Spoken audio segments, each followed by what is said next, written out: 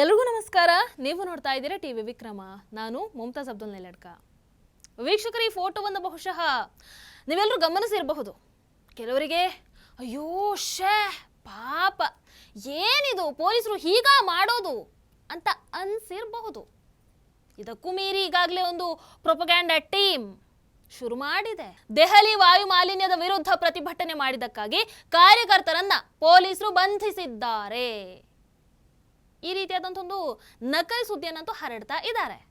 ಇಲ್ಲಿ ನೋಡಿ, ಯುರೋಪ್ನ ಧ್ರುವ ರಾತಿ ಭಾರತದಲ್ಲಿ ಆಗಿರುವಂತಹ ಈ ಕೃತ್ಯಕ್ಕೆ ಪಾಪ ಕಂಬನಿ ಮಿಡ್ದಿದ್ದಾರೆ. ಏನಂತ ಹೇಳಿದ್ದಾರೆ? Protest against air pollution and this is how the police treats you. Shame on Modi government.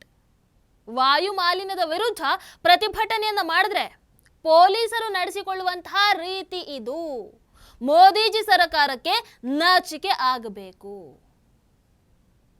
Hello mister ವಿದೇಶಿ ಧ್ರುವ ರಾತಿ, ತಮಗೆ ಯಾಕ್ರಿ ನಮ್ಮ ದೇಶದ ಸಾಬ್ರಿ? ಮುಖವಾಡ ಹಾಕೊಂಡು ಬದುಕುವಂಥವ್ರು ತಾವು, ಯುರೋಪ್ ಅಲ್ಲಿರುವಂಥವ್ರು ತಾವು. ನಮ್ಮ ಭಾರತದ ಬಗ್ಗೆ, ಮೋದಿಜಿ ಸರ್ಕಾರದ ಬಗ್ಗೆ ನೀವ್ ಯಾವ ನೈತಿಕತೆಯನ್ನು ಇಟ್ಕೊಂಡು ಮಾತಾಡ್ತೀರಾ? ನೀವ್ ಯಾವ ನೈತಿಕತೆಯನ್ನು ಇಟ್ಕೊಂಡು ಪ್ರಶ್ನೆ ಮಾಡ್ತೀರಾ? ವೀಕ್ಷಕರ, ಈ ಫೋಟೋ ಬಹಳ ಚರ್ಚೆಲಿರೋದ್ರಿಂದ ಏನಿದು, ವಾಸ್ತವವಾಗಿ ಏನಾಯ್ತು, ಯಾಕೆ ಪೊಲೀಸರು ಆ ಕ್ರಮವನ್ನ ಕೈಗೊಂಡ್ರು ಅನ್ನುವಂಥದ್ದನ್ನ ಬಹಳ ಸ್ಪಷ್ಟವಾಗಿ ಹೇಳಿಬಿಡ್ತೀನಿ.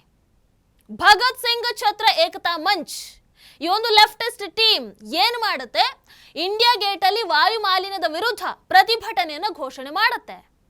ನಿಮಗೆ ಗೊತ್ತಿರಬಹುದು, ದೆಹಲಿಯಲ್ಲಿ ಜಂತರ್ ಮಂತರ್ ಅಧಿಕೃತವಾಗಿ ಪ್ರತಿಭಟನೆಗಳಿಗೆ ಅಂತಾನೆ ಇರುವಂತಹ ಒಂದು ಸ್ಥಳ. ಹಾಗಾಗಿ ಇಂಡಿಯಾ ಗೇಟ್ ಅಲ್ಲಿ ಯಾವುದೇ ಗುಂಪಿಗೆ ಆಗಿರಬಹುದು, ಯಾರಿಗೆ ಆಗಿರಬಹುದು, ಪ್ರತಿಭಟನೆಯನ್ನು ನಡೆಸೋದಕ್ಕೆ ಫಸ್ಟ್ ಆಫ್ ಆಲ್ ಪೊಲೀಸರು ಯಾವತ್ತೂ ಕೂಡ ಅನುಮತಿಯನ್ನ ನೀಡೋದಿಲ್ಲ. ಆದ್ರೂ ಇವರೆಲ್ಲರೂ ಸೇರಿರೋದು ಯಾಕೆ? ವಾಯು ಮಾಲಿನ್ಯದ ವಿರುದ್ಧ ಪ್ರತಿಭಟನೆಯನ್ನ ಮಾಡೋದಕ್ಕೆ. ಆದರೆ ಇವರುಗಳು ಒಟ್ಟುಗೂಡಿದಾಗ ಇವರು ನಕ್ಸಲೀಯರನ್ನ ಬೆಂಬಲಿಸುವಂತಹ ಘೋಷಣೆಗಳನ್ನ ಕೂಗೋದಕ್ಕೆ ಪ್ರಾರಂಭ ಮಾಡ್ತಾರೆ. ಅರೆ, ವಾಯು ಮಾಲಿನ್ಯದ ವಿರುದ್ಧ ಪ್ರತಿಭಟನೆ, ಇಲ್ಲಿ ನೋಡಿದ್ರೆ ನಕ್ಸಲಿಸಂ ಪರವಾದಂತಹ ಘೋಷಣೆಗಳು. ಅದ್ ಹೆಂಗಾಗತ್ತೆ? ಪೊಲೀಸರು ಮಧ್ಯಪ್ರವೇಶವನ್ನ ಮಾಡ್ತಾರೆ. ಆಗ ಪ್ರತಿಭಟನಾಕಾರರು ಏನು ಮಾಡ್ತಾರೆ ಗೊತ್ತಾ? ಲಿಟ್ರಲಿ ಪೊಲೀಸರ ಮೇಲೆ ಚಿಲ್ಲಿ ಸ್ಪ್ರೇ ಮಾಡ್ತಾರೆ. ಅವರ ಮೇಲೆ ದಾಳಿಯನ್ನ ಮಾಡುವಂತಹ ಪ್ರಯತ್ನವನ್ನ ಮಾಡ್ತಾರೆ. ಅದರಲ್ಲಿ ಹಲವಾರು ಪೊಲೀಸ್ ಸಿಬ್ಬಂದಿಗಳು ಗಾಯಗೊಳ್ಳುತ್ತಾರೆ.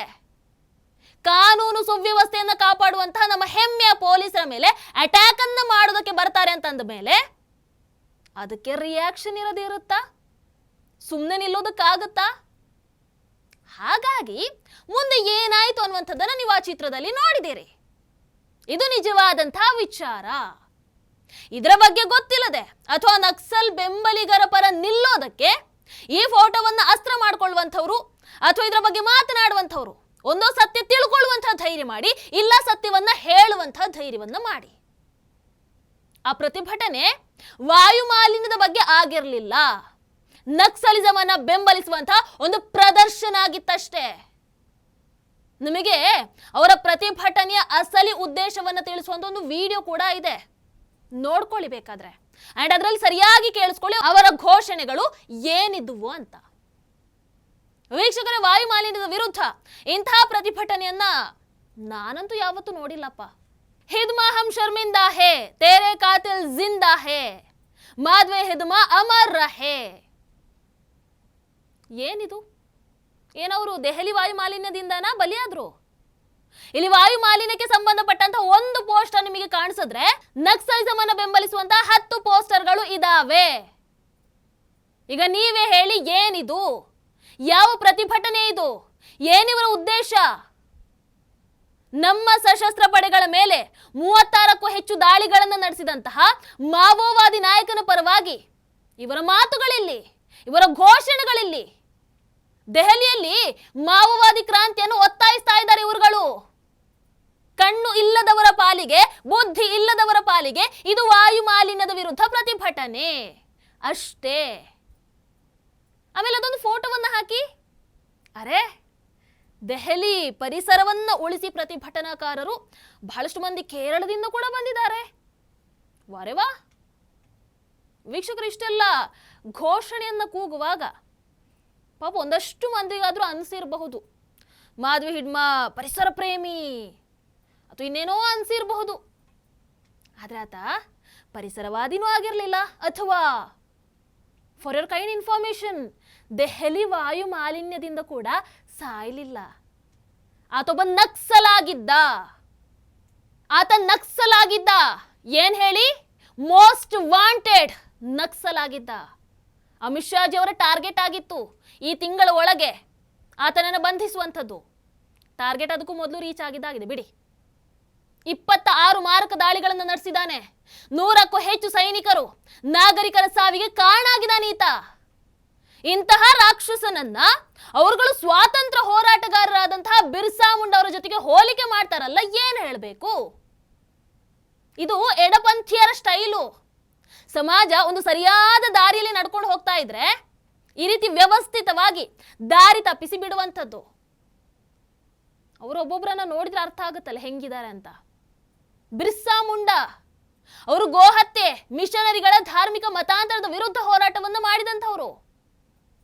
ಇದನ್ನವ್ರು ನಿಮಗೆ ಹೇಳಲ್ಲ, ಯಾಕಂದ್ರೆ ಅದು ಇವರ ರೂಟ್ಗೆ ಮ್ಯಾಚ್ ಆಗಲ್ವಲ್ಲ. ಹಾಗಾಗಿ ಬಿರ್ಸಾ ಮುಂಡಾ ಅವರನ್ನ ಇವರು ನಮ್ಮ ಸೈನಿಕರನ್ನ ಕೊಂದಂತಹ ನಕ್ಸಲ್ ಅಥವಾ ಮಾವೋವಾದಿಗಳ ಜೊತೆಗೆ ಹೋಲಿಸುವ ಮೂಲಕ ನಿಮ್ಮ ದಾರಿ ತಪ್ಪಿಸುವಂತ ಕೆಲಸವನ್ನ ಮಾಡ್ತಾರೆ ಅಷ್ಟೇ.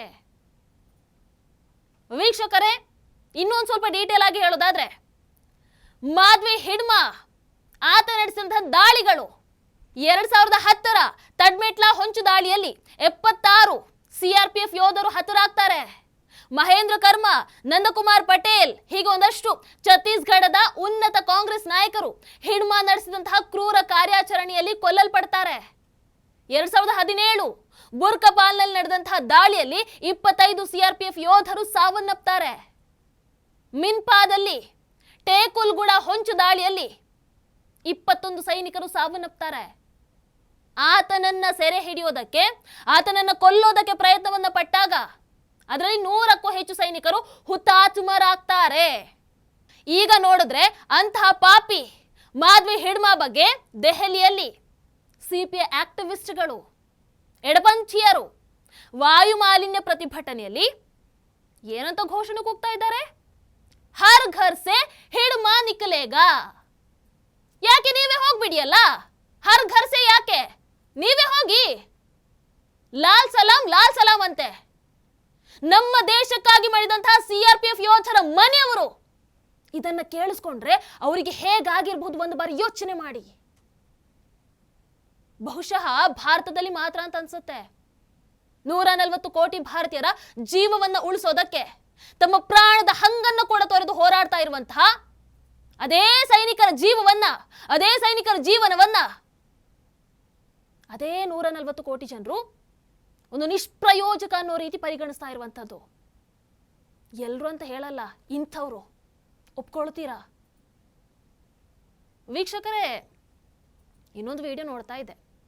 ಅಲ್ಲಿ ಪತ್ರಕರ್ತರು ಕೇಳ್ತಾ ಇದ್ರು, ನನಗೆ ಯಾಕೋ ಆ ಒಂದು ವಿಡಿಯೋವನ್ನು ನೋಡ್ತಾ ಇದ್ದಾಗ ವಿದೇಶಿ ಮಹಿಳೆ ಪುತ್ರನ ಫೇವ್ರೆಟ್ ಸ್ಟೂಡೆಂಟ್ಸ್ ತರ ಕಾಣ್ತಾ ಇದ್ರಪ್ಪ ಅವರು. ಏನ್ ಹೇಳ್ತಾರ ಅವರು? ನಕ್ಸಲ್ ಹಿಡ್ಮಾ ಒಬ್ಬ ಬುಡಕಟ್ಟು ಜನಾಂಗದ ವ್ಯಕ್ತಿ. ಅವರು ತಮ್ಮ ಹಕ್ಕುಗಳಿಗಾಗಿ ಹೋರಾಡೋದಕ್ಕೆ ಶಸ್ತ್ರಾಸ್ತ್ರಗಳನ್ನ ಹಿಡಿದಿದ್ರು.